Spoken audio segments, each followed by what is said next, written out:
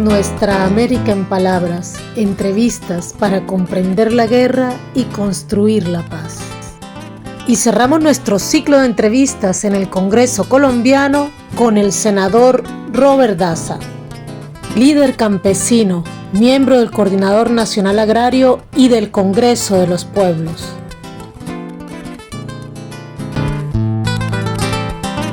Comenzamos una nueva entrevista de Nuestra América en Palabras, entrevistas para comprender la guerra y construir la paz, esta vez con el senador Robert Daza. Bienvenido a Nuestra América en Palabras. Este es un espacio colombo-venezolano para tratar de comprender la guerra y construir la paz, y hemos venido realizando una serie de entrevistas muy centrados en la paz de Colombia.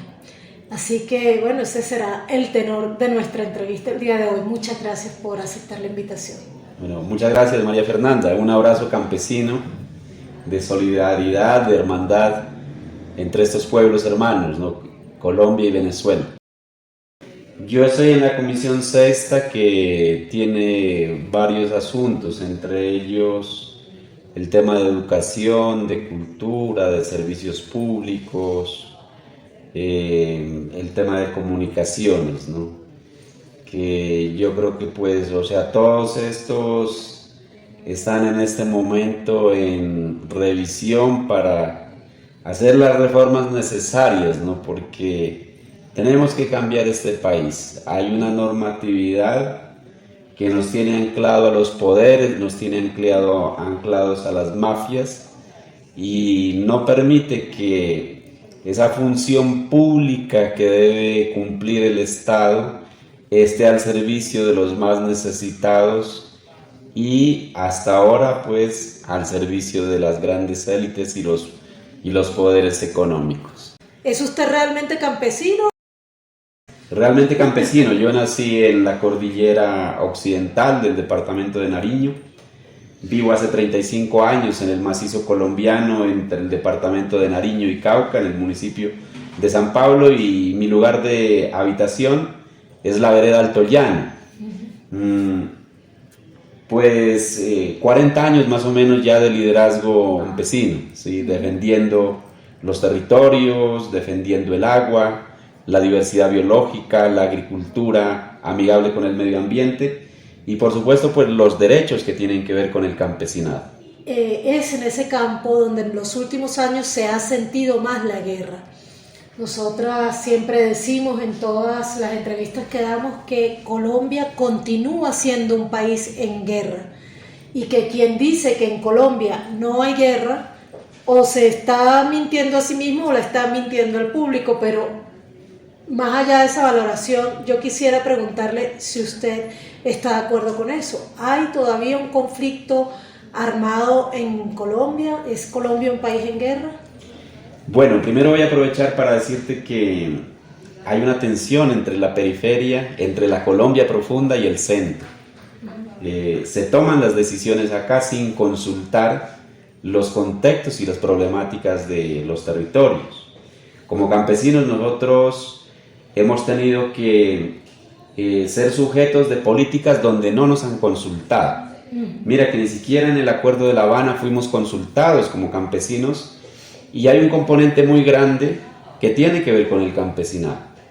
Estamos buscando que los territorios tengan vocería propia, y que se respete la autonomía, es decir, la toma de las decisiones que se hacen por parte de la comunidad. Eso tiene que ver también muchísimo con la realidad que estamos viviendo. En Colombia la guerra efectivamente no se ha acabado.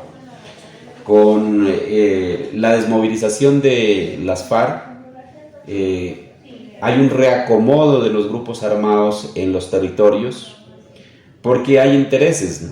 Hay intereses que son los que alimentan el conflicto.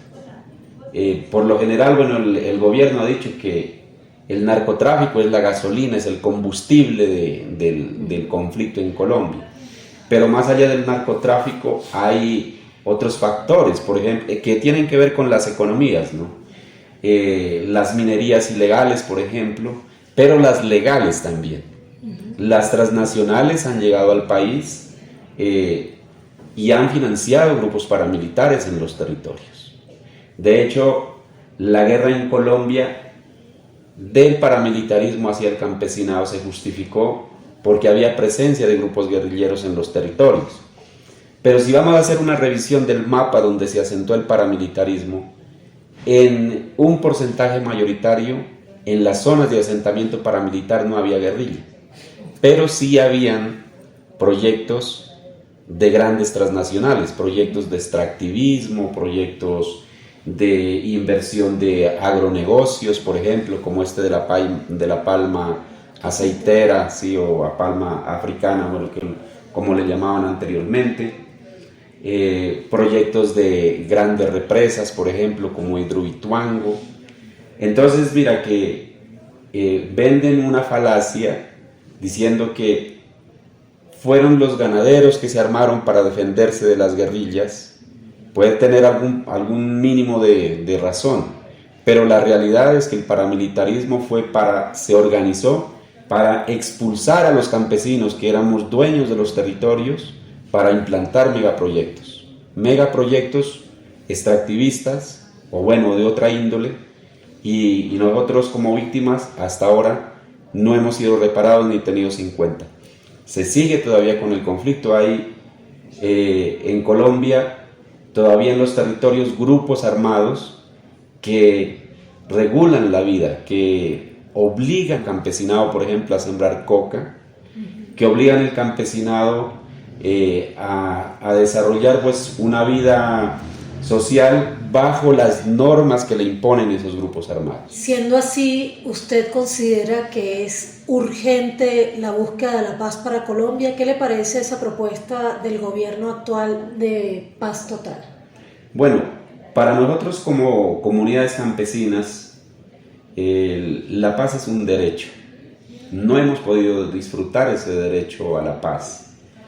Nosotros hemos vivido en una espiral de violencia y de despojo que nos han quitado la tierra, nos han quitado incluso nuestra misión de producción de alimentos, porque eso lo han encontrado como un negocio jugoso, empresas transnacionales, empresas nacionales, y fruto de eso ha sido como la expulsión a través de la violencia, pero también a través de paquetes legislativos, por ejemplo, emanados de los tratados de libre comercio, resoluciones que criminalizaron la agricultura campesina, que siguen criminalizando la agricultura campesina y que tenemos que cambiar.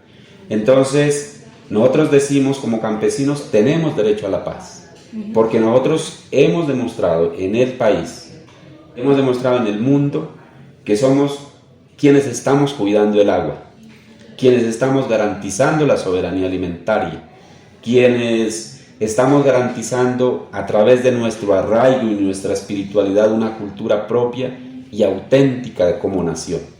Entonces, tenemos derecho a vivir en nuestros territorios que han sido construidos por nuestros ancestros, y las relaciones sociales, históricas, económicas, culturales que allí existen en esos territorios son producto de todo ese trabajo que hemos hecho como campesinos y campesinas. A eso no podemos renunciar. Y para nosotros la paz no es únicamente la dejación de armas, la entrega de armas por un grupo guerrillero. Para nosotros la paz es el reconocimiento del derecho que tenemos como pueblos a vivir en nuestros territorios, a tener la posibilidad de autoridad, es decir, de gobernanza de nuestros territorios, a decidir qué transformaciones se hacen en esos territorios, contando con la vocería de las comunidades ahí asentadas.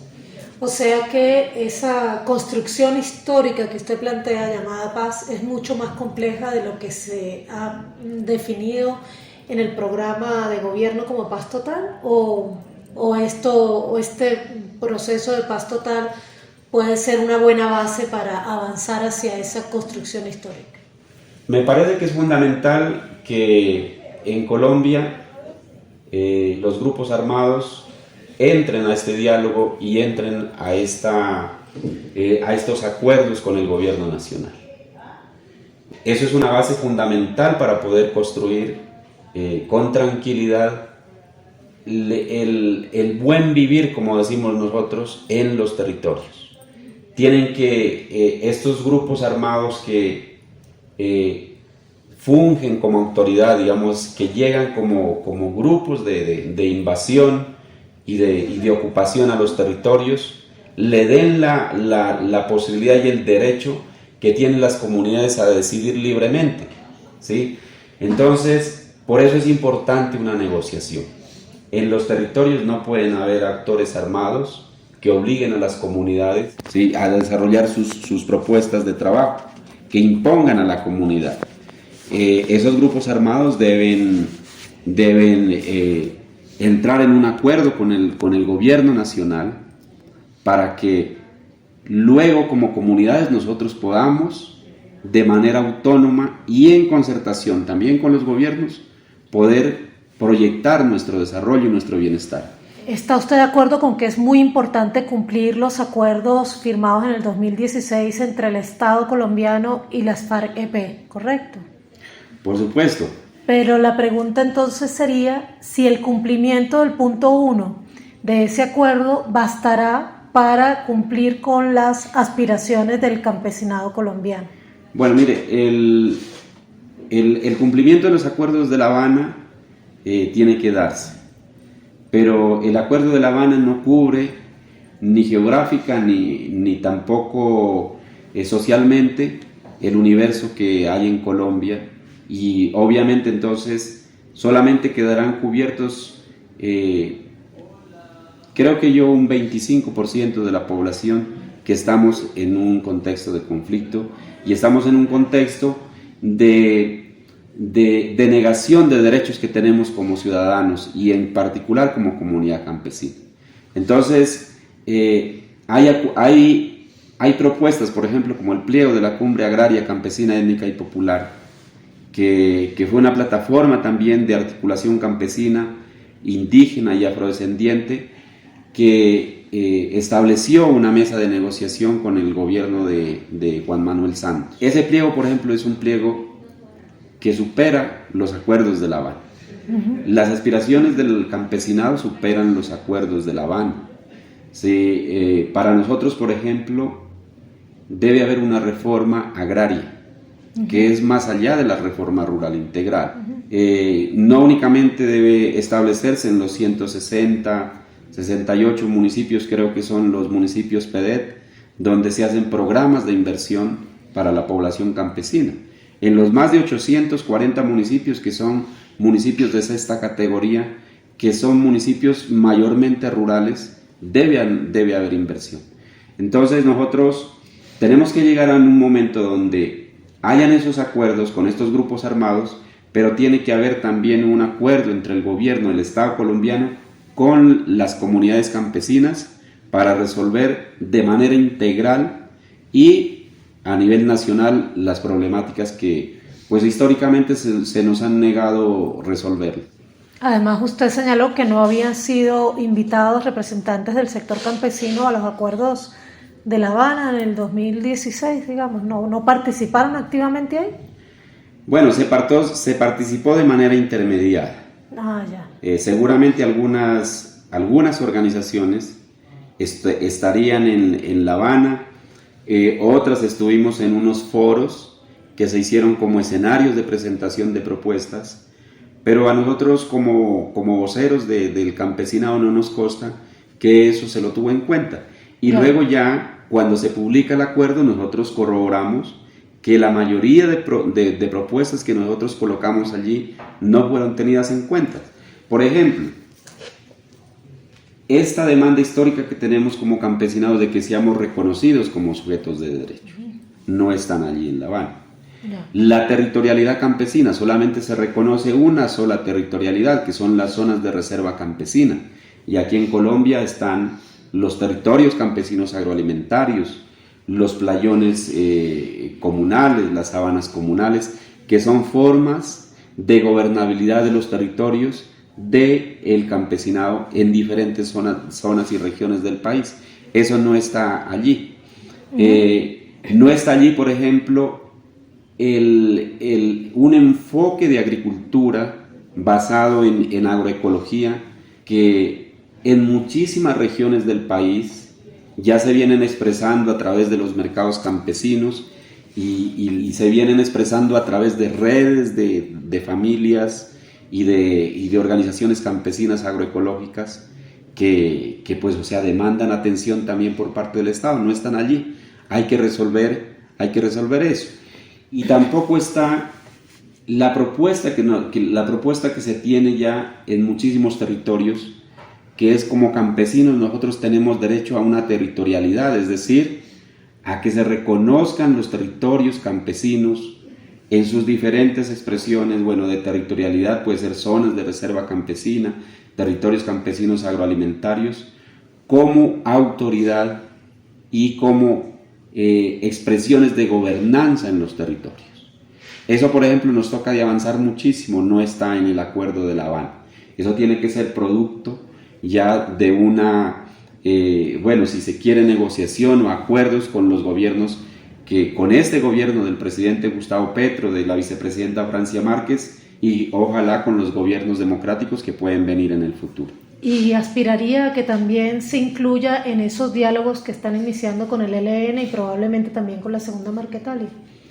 Bueno, hay una expectativa con los diálogos con el ELN, ¿no? Ellos siempre han manifestado la importancia de que la sociedad participe activamente de esos acuerdos. Y si se habilita ese espacio de participación de la sociedad, allí deberán llegar esas propuestas y esas demandas históricas que se ha tenido como proyectos históricos de comunidad y de sociedad, como proyectos políticos históricos, ¿sí? Aquí hay organizaciones campesinas que llevan décadas construyendo propuestas de proyectos de vida campesina. Hay organizaciones populares que llevan décadas construyendo propuestas de vida en las ciudades. La demanda de los trabajadores, de todas las demandas que tienen los sindicalistas. O sea, hay proyectos históricos aquí en Colombia que la sociedad tenemos y que no han sido tenidos en cuenta ni recogidos en pliegos o en negociaciones. Por eso es tan importante la participación. Ojalá se dé esa participación para que se pueda tener esos espacios donde como comunidad nosotros que vivimos los problemas, que hemos nosotros resistido en esos problemas y que tenemos respuesta para solucionar esos problemas, podamos participar en esas negociaciones. Y en cuanto a la violencia paramilitar, ¿qué tan grave es el genocidio que se ha cometido contra el campesinado colombiano? Y si me permite la pregunta, ¿qué tan cerca de usted ha llegado ese genocidio que se comete contra el campesinado en Colombia? Bueno, las cifras están, ¿no? La Comisión de la Verdad nos expone, digamos, o sea, como los últimos datos que salen a la luz pública. Como campesinos nosotros somos las mayores víctimas del conflicto. El desplazamiento que ha habido campesino, el despojo de tierras, es decir, el robo de las tierras campesinas.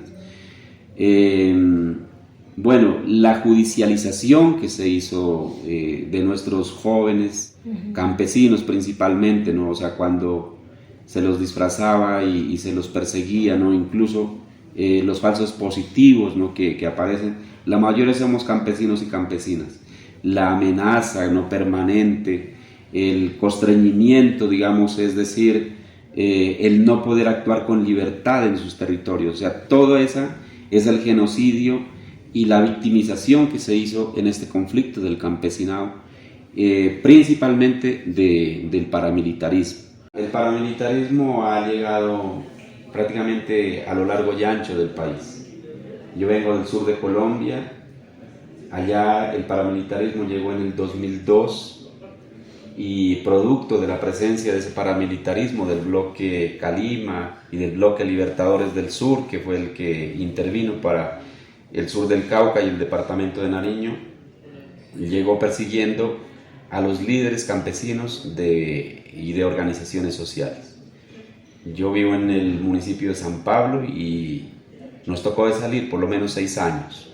Es decir, nos tocó de huir con mi esposa porque pues nosotros ya sabíamos que estábamos en la lista de perseguidos, es decir, de gente que ellos tenían para asesinar. La inteligencia del Estado les entregó a ellos una lista donde identificaban a los líderes que habíamos hecho movilizaciones, los paros, bueno, siempre teníamos las propuestas de defensa del territorio contra la grande minería. Y ellos llegaron matando a estas personas. En mi municipio fueron 16 personas las que fueron asesinadas, unas de manera cruel, ¿sí? Descuartizados con motosierra, desfigurados con ácido, ¿no? Es una cosa bastante trágica, ¿no? Y pues yo pude volver después de 6 años, cuando ya el paramilitarismo se desmovilizó en el 2005, y bueno, y nosotros logramos ya confirmar que podíamos regresar, ¿no? Pero pues, o sea, nuestra organización ha sido víctima del paramilitarismo. El paramilitarismo acabó con organizaciones campesinas completas, ¿sí? Es el caso, por ejemplo, de ACACEBA, que es una asociación de campesinas del centro del Valle, departamento del Valle del Cauca. Desaparecieron totalmente la organización. Lo mismo pasó en el norte del Tolima, ¿sí? Bueno, o sea, si nosotros nos ponemos a mirar el entorno social en el cual yo me he desarrollado, que es el Coordinador Nacional Agrario y el Congreso de los Pueblos, encontramos víctimas prácticamente todos los años. Recuerdo en este año el asesinato del compañero Teófilo Acuña y el compañero Jorge Tafur el 22 de febrero en el corregimiento de Puerto Oculto, municipio del Cesar, municipio de San Martín, sur del Cesar.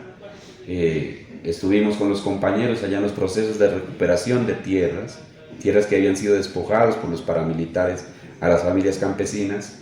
Cuando ellos vuelven otra vez a recuperar esas tierras, vienen los actores armados paramilitares y asesinan a los compañeros que son líderes, ¿sí? Entonces, o sea, nosotros hemos sentido en carne propia el paramilitarismo, ¿sí? Nosotros hemos sentido en carne propia la persecución del Estado, hemos sentido en carne propia ese contubernio que hubo, esa coordinación que hubo entre fuerzas del Estado, políticos de la región y la fuerza paramilitar. Colombia se caracteriza por ser uno de los países más desigual de la región, económicamente hablando, pero además esa desigualdad también se expresa en una desigualdad entre las regiones, desigualdad económica entre las regiones, por ejemplo, de la capital y del interior, ¿no?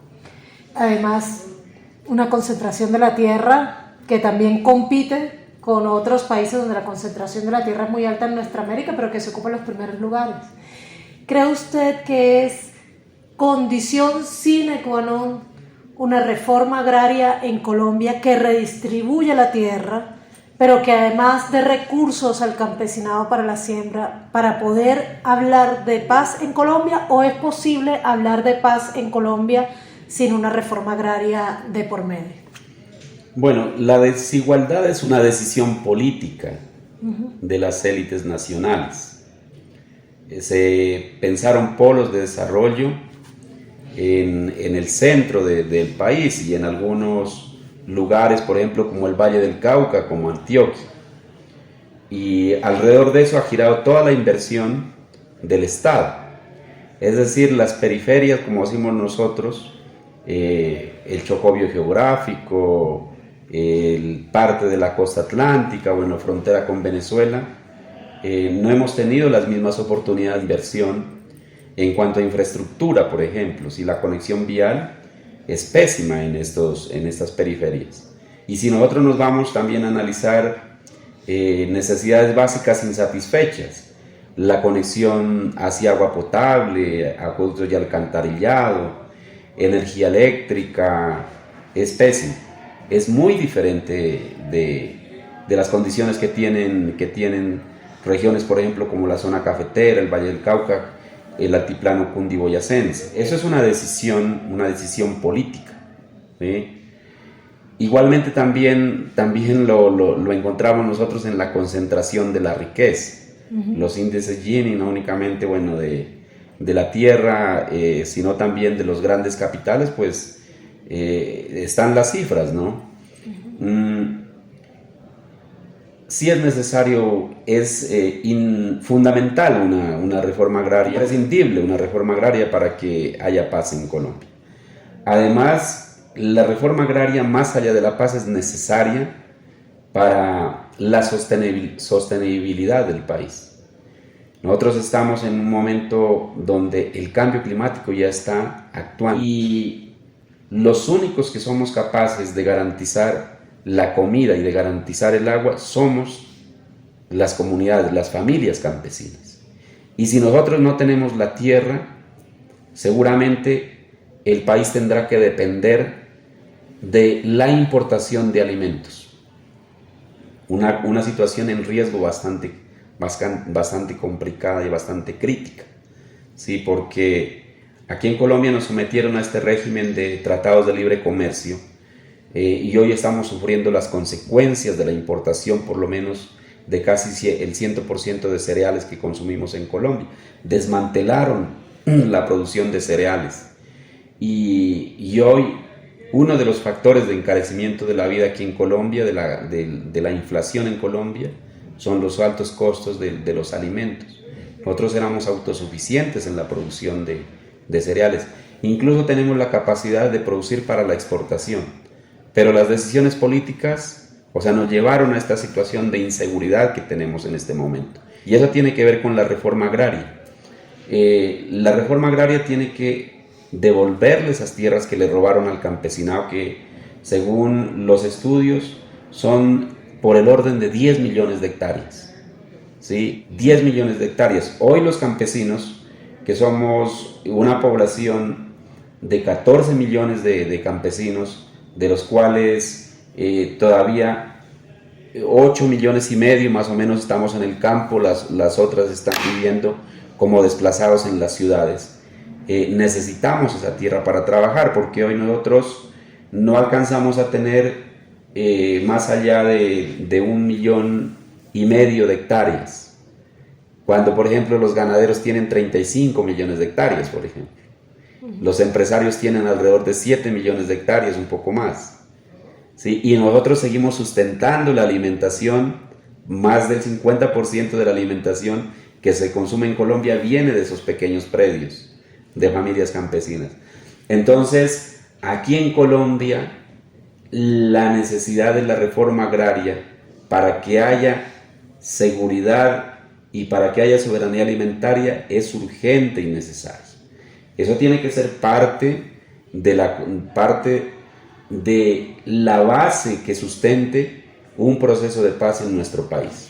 Fíjese que usted acaba de usar una palabra que a mí me encanta y que está en desuso en Colombia, y que me preocupa el desuso que tiene en Colombia, porque Colombia pues es un país que ha sido macartizado, donde hablar de revolución, de socialismo, de comunismo está muy mal visto, al contrario de otros países de nuestra América, donde prácticamente forma parte del discurso institucional, caso de Venezuela, que es el país donde vivo actualmente, donde la palabra soberanía se escucha día y noche, de parte del gobierno y de parte del pueblo venezolano. Pero en Colombia parece que se ha olvidado esa palabra. Usted la ha mencionado, yo celebro que lo haya hecho. Y más allá de la soberanía agroalimentaria, que es estratégica, estoy muy de acuerdo con usted en eso, ¿cree que recuperar la soberanía de Colombia, replantear los TLC, pero replantear también la injerencia estadounidense en Colombia, el poder de las transnacionales en Colombia, es también fundamental para la paz? ¿Qué tan importante cree usted que es la soberanía para la construcción histórica de la paz? Pues para la construcción histórica de la paz y para la sostenibilidad del país, ¿no?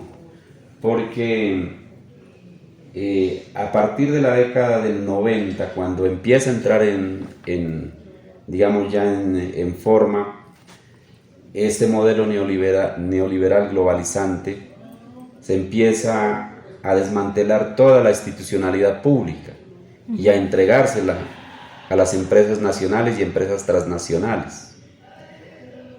Los servicios públicos, la salud, la educación, los servicios del Estado, ¿sí? O sea, todo va a caer en manos de privados y en manos de transnacionales, ¿sí?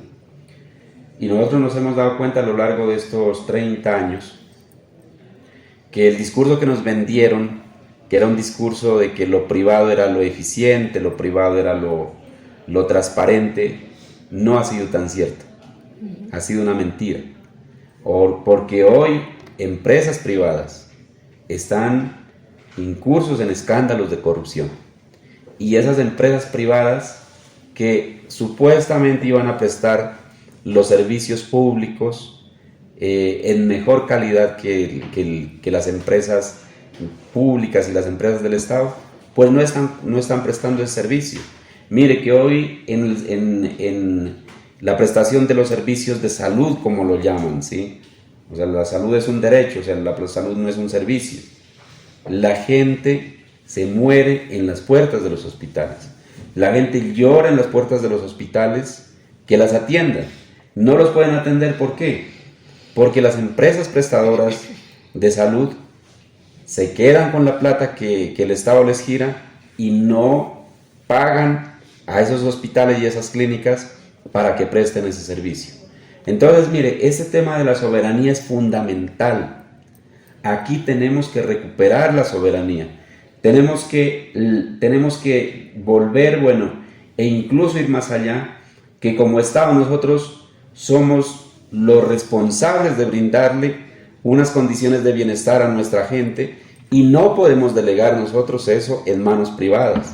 El Estado tiene que garantizar que esos servicios públicos, esos derechos a la salud, a la educación, sean prestados, sean regentados por el mismo Estado.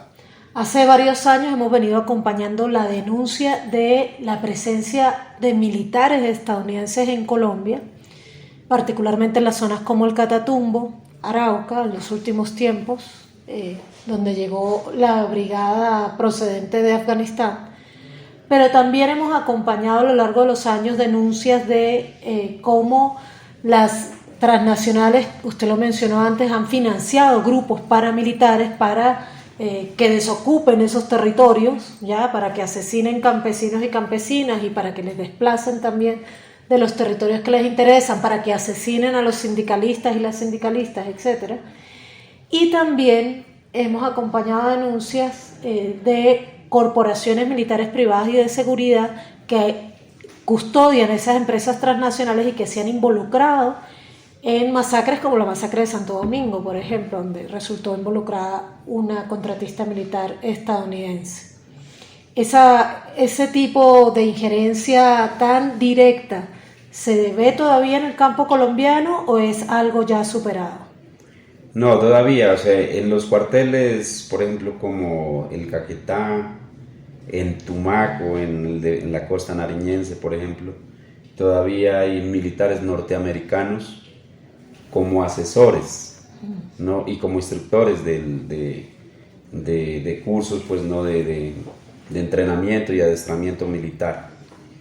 Es lamentable, ¿no? Sobre todo en este gobierno en estos gobiernos uribistas, ¿no? Y últimamente en este gobierno de Iván Duque, ¿no? Que fue una vergüenza, ¿no? de Colombia para el país.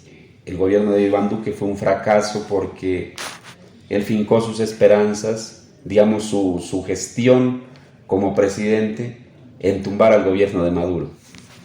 Y ni tumbó al gobierno de Maduro, ni gobernó el país. O sea, por eso la crisis tan grande que tenemos, ¿sí? Pero el propósito de él era hacerle la guerra a Venezuela. Afortunadamente aquí habemos un pueblo, que somos un pueblo soberano, un pueblo que todavía tenemos conciencia, y desde todos los rincones y ámbitos del país nos opusimos a esa decisión que ellos como gobiernos y como ala uribista tenían de declararle la guerra al pueblo de Venezuela.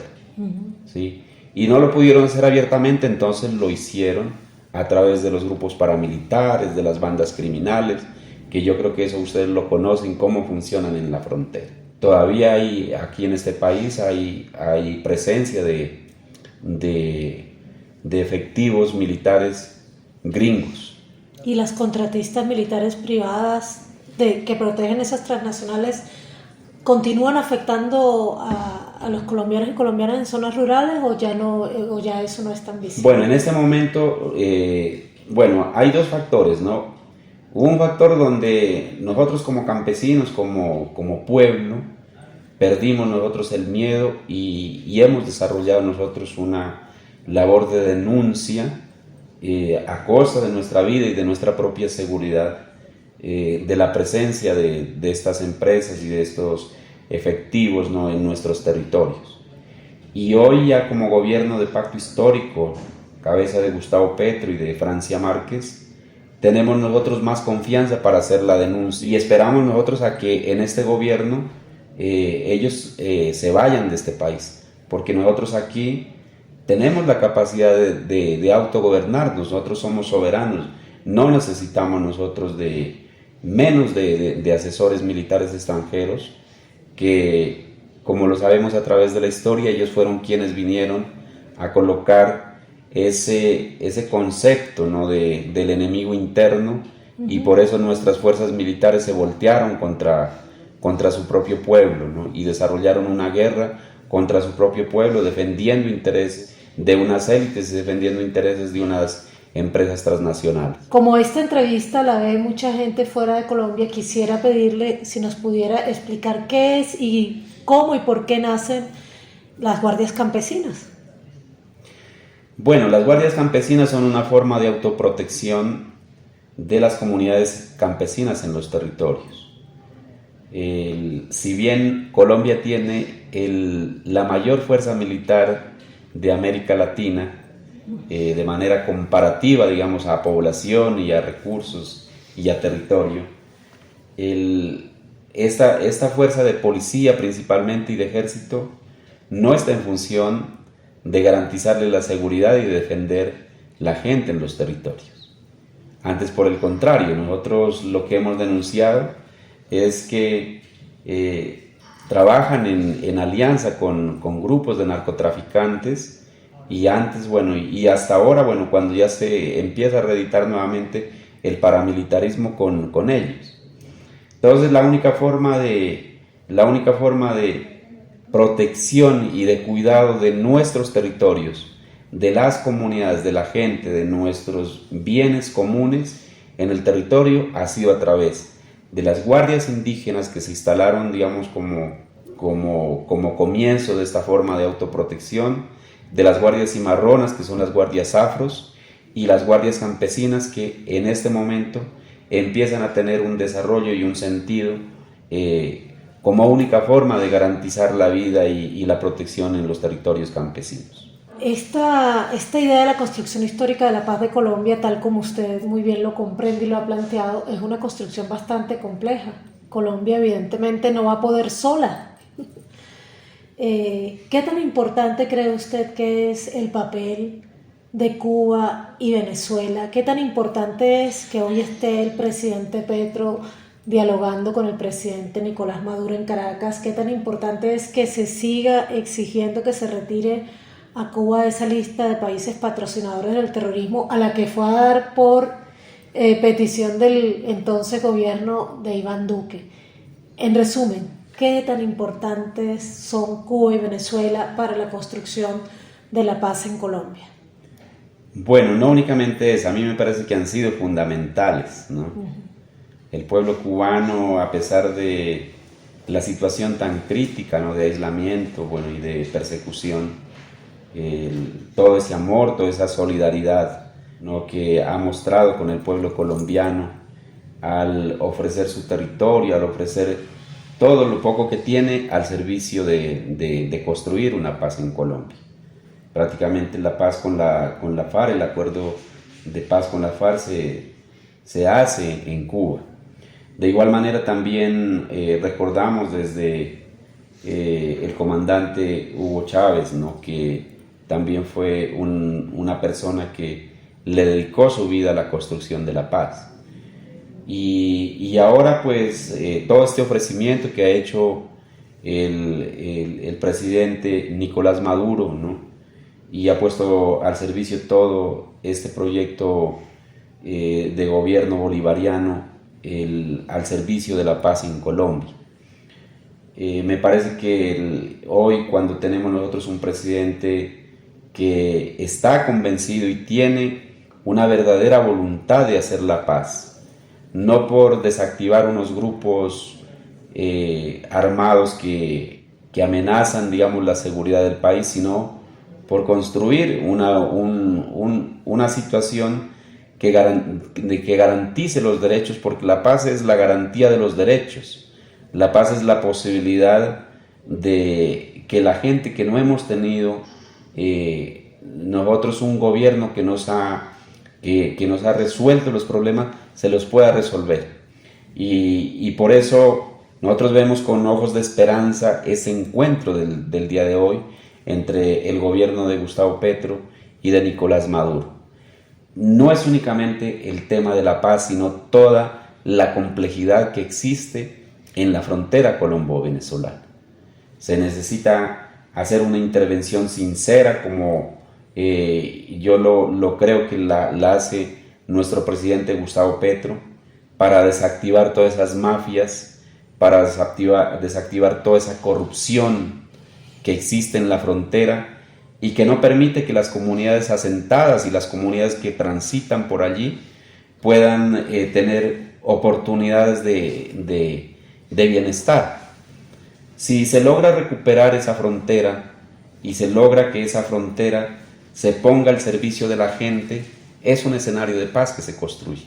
Y hay la voluntad del presidente Nicolás Maduro, y hay la voluntad del presidente Gustavo Petro. Yo creo que Petro lo expresó hace unos 2 o 3 días. Tenemos que controlar nosotros esa corrupción que existe, incluso en la fuerza pública venezolana y colombiana. De allí parte como base para la construcción de la paz en ese territorio. Estamos muy agradecidos pues, de todo este ofrecimiento que ha hecho el gobierno bolivariano y el presidente Nicolás Maduro, y creemos que esta es una base fundamental para la construcción de la paz en Colombia. Millones de hombres y mujeres que, como yo, migramos de Colombia a Venezuela. A partir de la década del 60, los cálculos están entre 5 y 6 millones de personas. Gran parte de esa población migrante es de origen campesino y llegó a Venezuela huyendo. Llegó descalza, llegó con sus hijos a cuestas, llegó sin comida al campo venezolano. Y durante muchos años, debido al boom petrolero, la mayoría de la población venezolana se trasladó hacia las grandes ciudades, hacia la región norte costera, y mucha población colombiana campesina que fue llegando desplazada fue parte fundamental del sostén de ese campo en Venezuela, y hoy es parte muy activa de la construcción de las comunas, sobre todo las comunas rurales en Venezuela. Me gustaría que para terminar le diera un mensaje a esa diáspora colombiana en Venezuela, particularmente esa diáspora como usted de origen campesino, y también un mensaje al pueblo venezolano. El mensaje pues para las personas colombianas que todavía viven en Venezuela, para los descendientes, las descendientes de estas familias, decirles que la construcción de país que se la hace con trabajo. Yo creo que se ha demostrado con esa vocación principalmente de producción de alimentos, ¿no?, que es fundamental, es importante para la construcción y la consolidación de un país. La soberanía alimentaria es importantísima. Y pues yo creo que ese es el mayor aporte que se puede hacer a un país que les ha recibido y que les abrió las puertas para que puedan construir su vida con bienestar y con dignidad y con las oportunidades que no las tuvieron aquí en el país. Y al pueblo venezolano tiene que recuperar la esperanza. Todo ese aislamiento y toda esa propuesta de acabar con este proyecto de gobierno bolivariano, con este proyecto democrático de construcción de un nuevo país que atiende derechos de las clases populares. No lo podemos abandonar, no se puede abandonar. Yo creo que hoy, cuando sabemos que ha ganado Lula en el Brasil, Petro acá en Colombia, tenemos un apoyo fundamental. Otra vez tenemos que recuperar esa esperanza con alegría, disponernos al trabajo. Y al pueblo venezolano, sobre todo, a sembrar comida, a cuidar el agua. Creo que nosotros aprendimos la lección. Sin comida propia, sin comida que la produzcamos nosotros, estamos en riesgo. Y seguramente mejores días vendrán, pero eso únicamente está en nuestra cabeza, en nuestro corazón y en nuestras manos. Bueno, muchísimas gracias, senador. Me siento muy orgullosa de esta conversación, pero le quiero decir la verdad, más que orgullosa de conversar con un senador, me siento orgullosa de conversar con un campesino colombiano que además tiene esta visión tan compleja de la realidad de nuestro país. Bueno, muchísimas gracias a quienes nos han acompañado el día de hoy, quienes nos están viendo por las redes. Y seguirles invitando a estar pendientes de los próximos episodios de Nuestra América en Palabras, entrevistas para comprender la guerra y construir la paz.